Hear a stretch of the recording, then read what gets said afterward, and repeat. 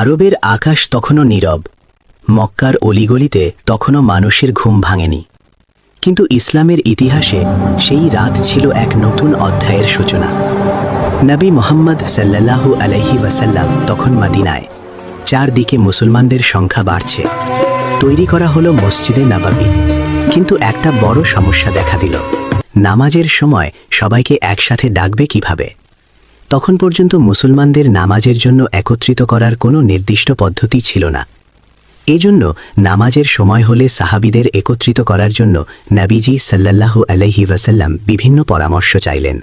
সাহাবীদের মধ্যে কেউ পতাকা ওড়ানোর প্রস্তাব দিলেন, কেউ আগুন জ্বালানোর কথা বললেন, যা মজুসি বা অগ্নি উপাসকদের রীতি।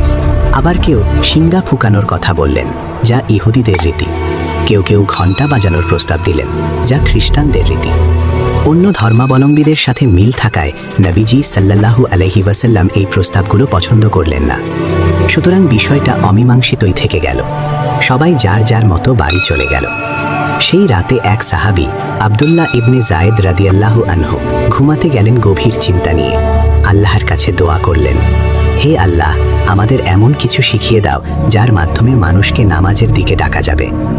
রাতে তিনি এক আশ্চর্য স্বপ্ন দেখলেন। স্বপ্নে দেখলেন এক ব্যক্তি হাতে একটি ঘণ্টা নিয়ে দাঁড়িয়ে আছে। আব্দুল্লাহ রাদিয়াল্লাহু আনহু বললেন, এই ঘণ্টাটা কি বিক্রি করবে? আমরা নামাজের জন্য ডাকতে ব্যবহার করব। লোকটি বলল, আমি তোমাকে তার চেয়ে উত্তম কিছু শিখিয়ে দিই। তারপর সে বলল সেই বাক্যগুলো যা আজও পৃথিবীর আকাশে ধ্বনিত হয়, আল্লাহু আকবার, আল্লাহু আকবার, আশহাদু আল্লা ইলাহা ইল্লাল্লাহ, আশহাদু আন্না মুহাম্মাদার রাসূলুল্লাহ। ঘুম ভেঙে গেল আব্দুল্লাহ রাদিয়াল্লাহু আনহুর। বুক ধড়ফড় করছে। তিনি দৌড়ে গেলেন নবী সাল্লাল্লাহু আলাইহি ওয়াসাল্লামের কাছে এবং স্বপ্নটা বললেন।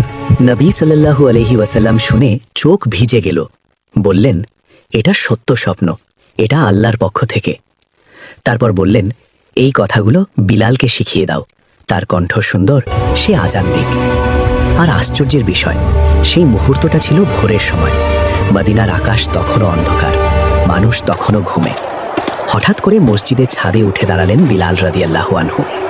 গভীর শ্বাস নিয়ে তিনি উচ্চারণ করলেন, আল্লাহু আকবার, আল্লাহু আকবার। ঘুমন্ত শহর কেঁপে উঠল। মানুষ ঘর থেকে বেরিয়ে এলো।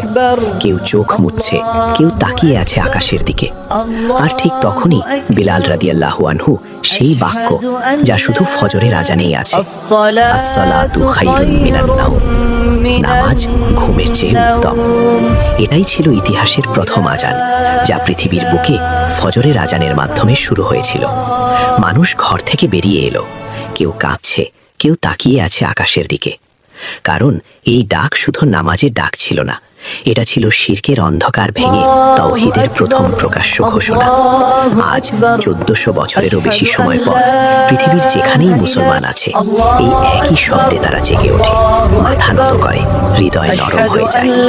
কেউ জানে না বিলাল রাদিয়াল্লাহু আনহুর সেই কণ্ঠের কম্পন আজও কোটি কোটি মানুষের বুক কাঁপিয়ে দিচ্ছে। এইভাবেই শুরু হয়েছিল আজান, একটি স্বপ্ন থেকে আল্লাহর ইশারায়, আর মানব ইতিহাসের সবচেয়ে শক্তিশালী আহ্বান হয়ে।